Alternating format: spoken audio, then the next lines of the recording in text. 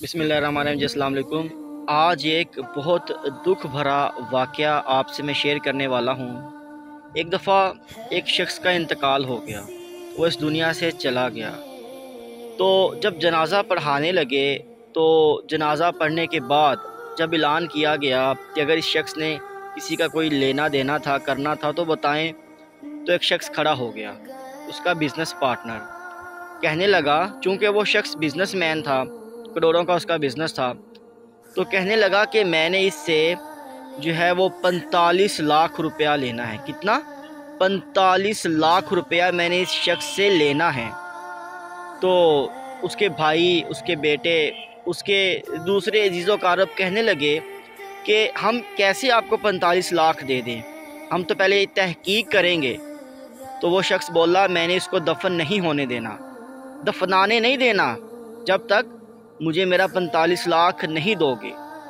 तो बेटों ने और भाइयों ने इनकार कर दिया, तहकीक का बहाना बना दिया।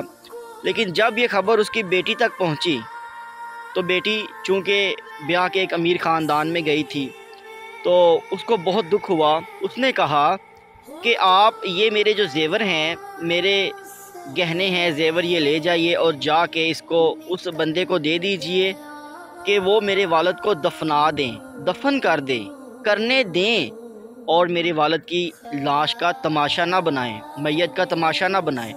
बाकी भी जो है वो ज़ेवर और जो बाकी पैसे हैं वो भी मैं उसे जल्द लौटा दूंगी।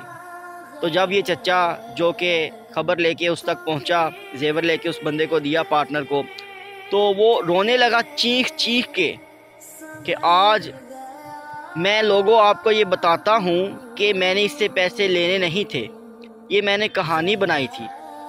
जो मरने वाला है उसने कहा था कि मैंने अपने भाइयों को, बेटों को, बीवी को, बच्चों को, अजीज़ों कारब को बहुत सा पैसा खिलाया है, बहुत कुछ दिया है, और ये 45 लाख हैं, ये मैं तुम्हें दे के जा रहा हूँ।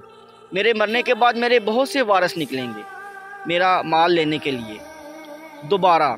तो ये जो माल है तुम 45 लाख रख लो और हकीकी वारिस को देना।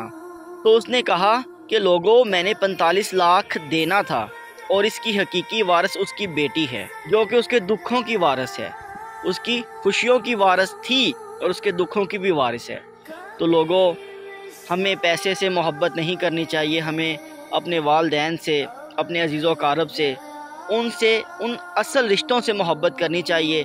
पैसा तो चला जाता है, आता जाता है, असल शय रिश्ते हैं। तो जैसा कि असल शय उसकी असल वारिस उसकी बेटी निकली, इसी तरह जो वारिस होते हैं वो दुखों के भी वारिस होते हैं, खुशियों के भी वारिस होते हैं। अगर हम खुशियों में साथ हैं तो हमें दुखों में भी साथ देना चाहिए। अस्सलाम वालेकुम।